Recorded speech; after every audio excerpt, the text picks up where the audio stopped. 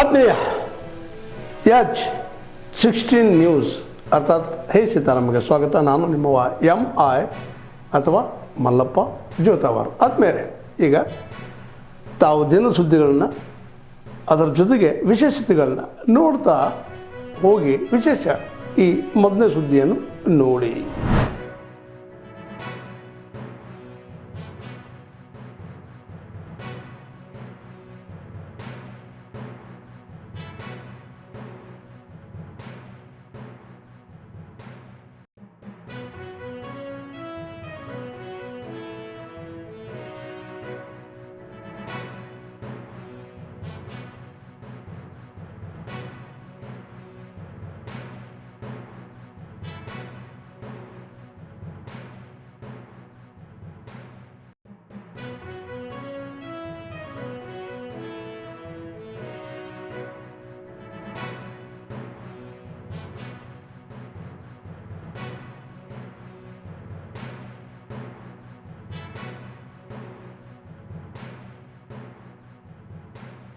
ಥೀಮನ್ನು ಒಂದು ವೇದ ವಾಕ್ಯವನ್ನು ಕೊಟ್ಟಿದ್ದಾರೆ. Bees together for the people, for the planet that will sustain all of us. Bees ಇಲ್ಲದೆ ಇವತ್ತು ನಿಮ್ಮ ಮಾವಿನ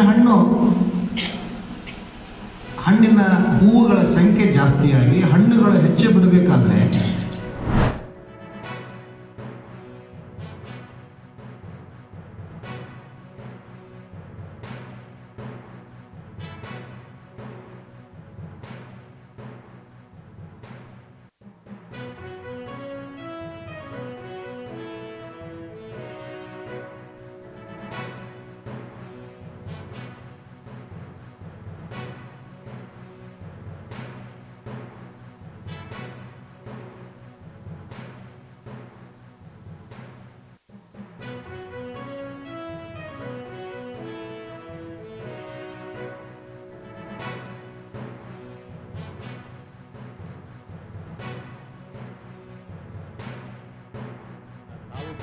ಸರ್ಕಾರ ಮಾಡೋದಂದೆಲ್ಲ ಎಲ್ಲರೂ ಕೂಡ ಬದಲಾಗಬೇಕು.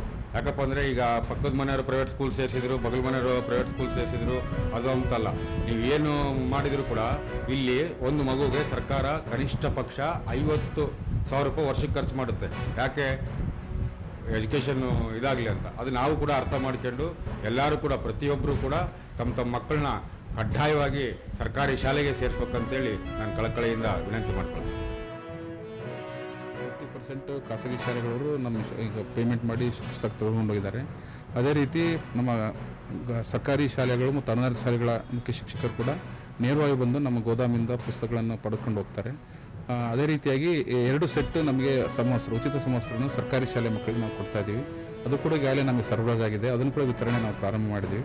ಒಟ್ಟಾರೆಯಾಗಿ ಶಾಲೆ ಪ್ರಾರಂಭಕ್ಕಿಂತ ಮೊದಲು ಎಲ್ಲ ಪಠ್ಯಪುಸ್ತಕ ಮತ್ತು ಸಮವಸ್ತ್ರಗಳನ್ನು ಎಲ್ಲ ಶಾಲೆಗಳಿಗೂ ನಾವು ಪೂರೈಕೆ ಮಾಡೋಕ್ಕೆ ನಾವು ಆಗಲೇ ಯೋಜನೆ ತಯಾರಿಸ್ಕೊಂಡಿದ್ದೀವಿ. ಈಗ ನಮ್ಮ ಜಿಲ್ಲೆಯಲ್ಲಿರ್ತಕ್ಕಂಥ ಮಕ್ಕಳು 2,76,530 ಮಕ್ಕಳು ಈ ಸರಿ ಇದ್ದಾರೆ. ಈಗ ನಾವು ಸರ್ಕಾರಿ ಶಾಲೆ ಮತ್ತು ಏಡೆಡ್ ಶಾಲೆಗಳಿಗೆ ಕೊಡ್ತಾ ಇದ್ದೀವಿ ಉಚಿತವಾಗಿ. ಇನ್ನು ಪ್ರೈವೇಟ್ ಶಾಲೆಯವರು ಅವರು ಸೇಲ್ ಮುಖಾಂತರ ತಗೊತಾ ಇದ್ದಾರೆ. ಈಗ 1,20,000 ಮಕ್ಕಳು ನಮ್ಮ ಸರ್ಕಾರಿ ಶಾಲೆ ಮಕ್ಕಳಿಗೆ ಈಗ ಪಠ್ಯಪುಸ್ತಕ ಹೋಗ್ತಾ ಇದೆ. ಅವು ವಿತರಿಸ್ತಾ ಇದ್ದಾರೆ ಸರ್. ಈಗ 50% ಎಲ್ಲ ಬ್ಲಾಕ್ ವೈಸ್ ವಿತರಣೆ ಮಾಡಿದ್ದಾರೆ. ಪಠ್ಯಪುಸ್ತಕನೂ ಇದು ಸಮವಸ್ತ್ರನೂ ಬಂದಿದೆ. ಈಗ ಸಮವಸ್ತ್ರನೂ ವಿತರಣೆ ಮಾಡ್ತಾ ಇದ್ದಾರೆ.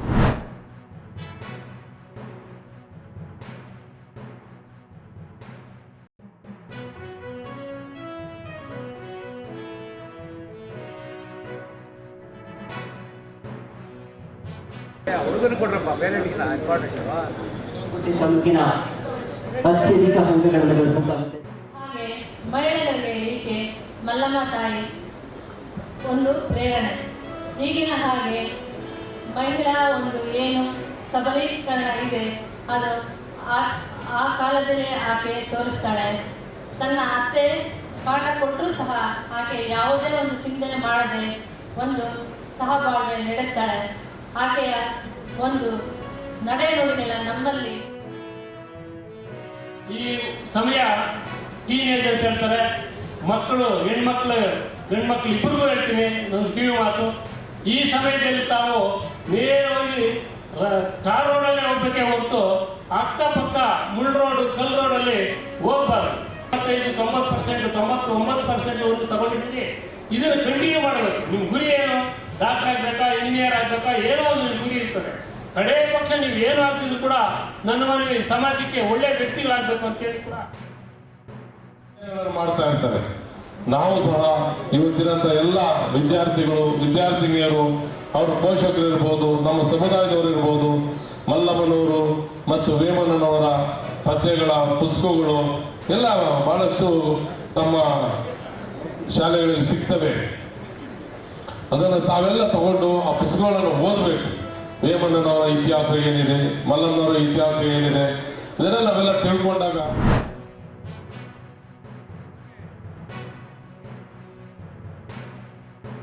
गिर जाएगी। तो मैं सबसे पहले एक बात कहूंगा, भस्मासुर राहुल गांधी,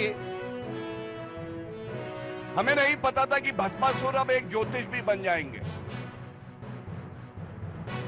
वो एक दुग्गल साहब का कैरेक्टर होता था, वो रोज सुबह उठता था, उसको कुछ नया चाहिए होता था। तो ये जो नकली गांडी है, ये भारतीय राजनीति के भस्मासुर तो है ही, हम सब जानते हैं, लेकिन अब ये ज्योतिष भी बन गए। ತಾವೆಲ್ಲ ಇಲ್ಲಿವರೆಗೆ ಸುದ್ದಿಗಳನ್ನು ನೋಡಿದಿರಿ, ಜೊತೆಗೆ ವಿಶೇಷ ಘಟನೆಗಳನ್ನು ಸಹ ನೋಡಿದಿರಿ. ಅದು ನಿಮ್ಗೇನು ಅನ್ನಿಸ್ತು? ನಿಮಗೆ ಲೈಕ್ ಮಾಡಿರಿ, ಶೇರ್ ಮಾಡಿರಿ, ಕಾಮೆಂಟ್ ಮಾಡಿರಿ, ಜೊತೆಗೆ ಸಬ್ಸ್ಕ್ರೈಬ್ ನಿಲ್ಲಿಸ್ಬೇಡ್ರಿ. H16 ನ್ಯೂಸ್ ಅರ್ಥಾತ್